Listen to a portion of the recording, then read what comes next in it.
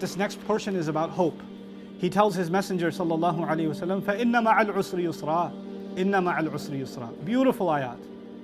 Therefore, there's no doubt about it that great ease or ease will come along with difficulty. No doubt ease will come along with difficulty. Twice. We're now understanding that if we want to have ease in this life, then Allah Azza wa Jal will put us through some kind of trial. It is only through that trial that you will get to ease. The difficulty that you're going through is the only way you're going to taste the sweetness of ease. So something being stuck is usr, and something moving along is yusr. And this is a very picturesque way of describing difficulty and ease. Difficulty for all of us, in one way or the other, is when we're stuck in a situation, where we don't feel there's a way out of that situation, where we feel trapped by a situation. We just feel like, can this just be over? Can I just get out of this somehow? Can things move along? Allah is telling the Prophet ﷺ, now this is the part I'd like you to remember. Just like you were devastated, Qur'an wasn't coming.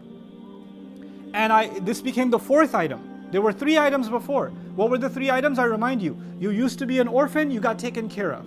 You were seeking and Allah gave you the beginnings of revelation.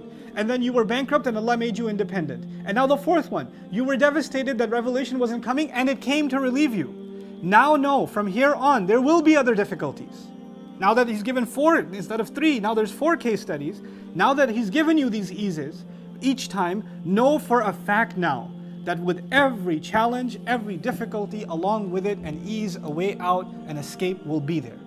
Accept that. And Allah says that twice to him. In a natural speech, when you're trying to comfort somebody and you say, it's gonna be okay, it's gonna be okay. Why do you have to say it twice? The person doesn't turn to you and say, I heard you the first time. They don't say that. In the language of mathematics, you don't have to say something twice. In the language of science, you don't have to say something twice. But in the language of emotion, you do. And so these are the kinds of things I like to reinforce for all of you, to remind yourself and myself, Qur'an is not a book of rules. Qur'an is not a book of history. Qur'an is the loving word of Allah to us. Like risalati Rabbi, it's letters from Allah to us. Literally what Allah calls it, letters from Allah to us. Think of it as someone who loves you, who wrote you a letter.